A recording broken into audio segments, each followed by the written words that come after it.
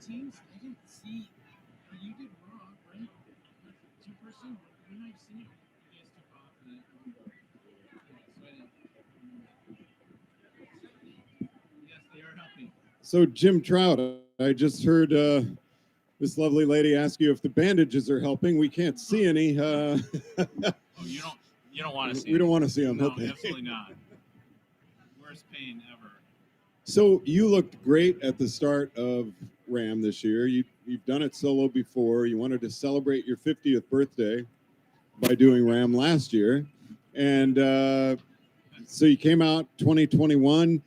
Tell us about the race because you were doing really, really well. It's all about pacing. Actually, I don't. Thanks for the compliment. I don't think I was doing well. We had Ram Media come by a couple times, looking great, Jim, and I'm droopy face, saliva falling down my face, Vaseline, mustache. I threw up 8 hours in twice. My crew was very worried. My wife, who had seen me throw up before, was not there, and my liquid diet fell apart. So I'm there, thrown up in the middle of the night, 95 degrees, um, and I couldn't keep anything down.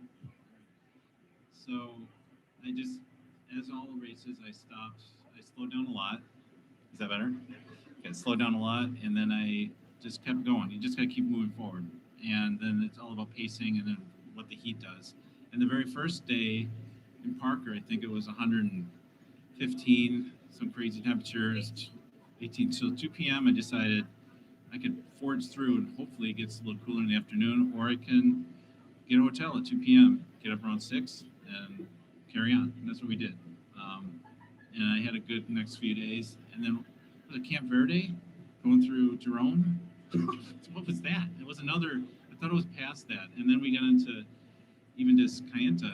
It was hot. It was just no relief. I was looking forward to Colorado cool alpine air. Never happened. No, I think cool temperatures hit outside Cortez between Durango at night. Yes. It's funny, my son Seamus, we were in Trinidad and rolled into there for my first shaving, and he was in the comfy RV. Said, Seamus, it's 90 degrees outside. 90? That's not 90? How could that be? I said, it's 90. And then he looked on his phone. He said, oh my gosh, it's 90, which seemed cool to him compared to what we've been through. So I just thought it was a funny joke that 90 is the new 70. Well, you'll be very happy to know that your home, Washington, is under triple digits right now as well. Cinder block, right? And also that there was a blizzard in Durango yesterday. Wow. Yeah, Wolf Creek Pass, I did get pelted by some pretty hard hail. Had a jacket on, which is great, but my legs are still exposed, and the little hail pellets are bouncing off my legs up into my face, and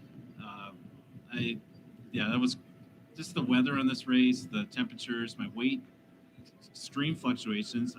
I was 144 in Parker, and now I'm up to 180.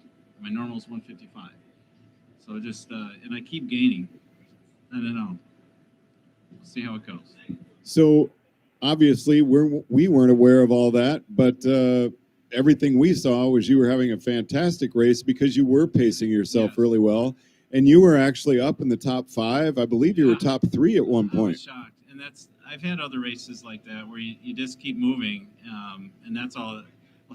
Although there's a lot of pictures of me sitting down eating lasagna, rack of ribs, McDonald's fish witch. My crew, I had these weird cravings. I want chocolate milkshake and ribs. I want an orange popsicle and another popsicle. And I would stop usually to eat those things. But you just keep forging on. And I never, ever once thought, am I going to make it? It always was, you just get this vision in your head of crossing the finish line. And I just did that on my feet, which is just unfortunate.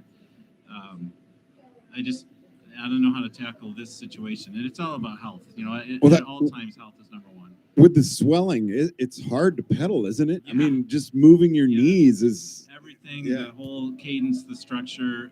But again, I felt like I had power out. And that was another sign. I forgot what, 2 days ago, there's this huge tailwind coming in Ohio. And it was just literally pushing me along. And I was flying up the hills, and I felt great. I was labored breathing, but I figured that was because I'm carrying 40 extra pounds. I'm not used to. Cruising is a relative word.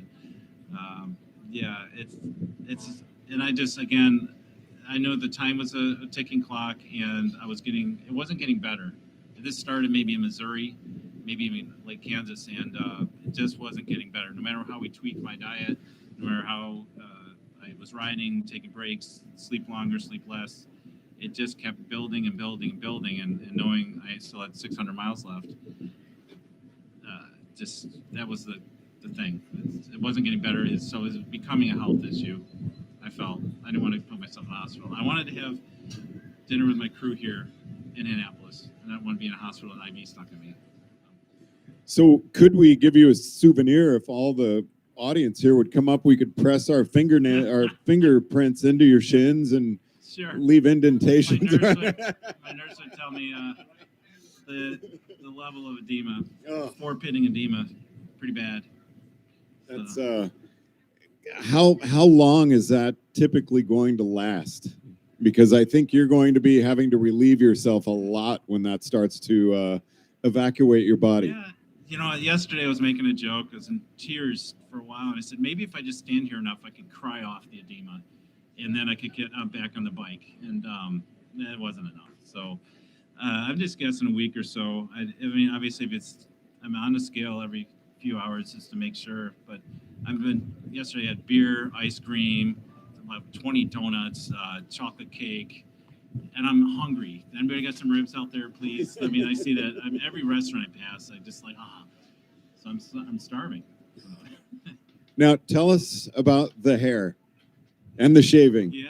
Were you going to take off the middle part when you got to Annapolis? Of course. I mean, this was the dream, the part of the vision. There was other things that's kind of secret that I was going to do across the finish line, hoping he had an amp hookup. I was going to bring my bass guitar and play the Star Spangled Banner. Trying to learn that. I don't know. A la Hendrix? Yeah, with a bass. Yeah, I had a lot of visions, and it's just, but I have so many great memories. I'm trying to think of the positives just with my crew, and that's what I was saying before the race. There's so many compressed nights of joy and just reminiscing and just proud, and those are things I'm focusing on. So I want to be back someday because of those memories. I want to relive them. You know, when I look at the roster, I'm always looking through, and you're one of the names. I was like, I can't wait to talk to Jim on stage. Yeah. And when I saw you, it hurt when you withdrew. Yeah. And I saw Chris Ragsdale post. A lot of friends from the Northwest were really sad to see that you were going through so much physical difficulty. I know people feel like you made the right decision, and it certainly seems like you did. And we'd sure like to see you recover and come back. Thanks, man. Awesome. I had a great time. And how was your race? How'd you guys? I ended up with 2 bags of IVs and came out and slowly came back into it. I had an amazing teammate and ended up riding a whole lot stronger than I started out, which was my goal. Yeah. Yeah, I was even gambling for a positive split on this. I wanted, because I felt really good in Kansas. I thought, that the heat's behind me. I know 2005 in that little river valley, Missouri, it was like this plus 10 degrees warmer, and you're just crawling through that Missouri River Valley, and it was awful. And we had a little tailwind, nice cool breeze. So I'm like just looking up. I felt really good in Missouri that it's just going to be a great race, and I was actually looking forward to the mountains in West Virginia, except for these slosh logs that I was just. I mean, I could feel the water swooshing as I was pedaling. It felt like big water bags around my muscles. It's crazy. Well, I mean, no exaggeration. You're known as a really smart rider. Yeah. And watching your pace and everything you were doing, I was just like, wow, we're seeing a classic Jim Trout race. And so, again, I thought you were doing a spectacular ride in some really, really brutal conditions, and congratulate you on making it as far as you did. It's just knowing your body, knowing where that limit is, and riding that red line the whole time. And sometimes it blows up, sometimes it doesn't. Sometimes you got to go for it, as long as you're healthy. Well, love my family. Well, Jim Trout, we love you, and I really appreciate you taking the time to chat with us up here. Yeah. Please go to a restaurant and eat. Thank you.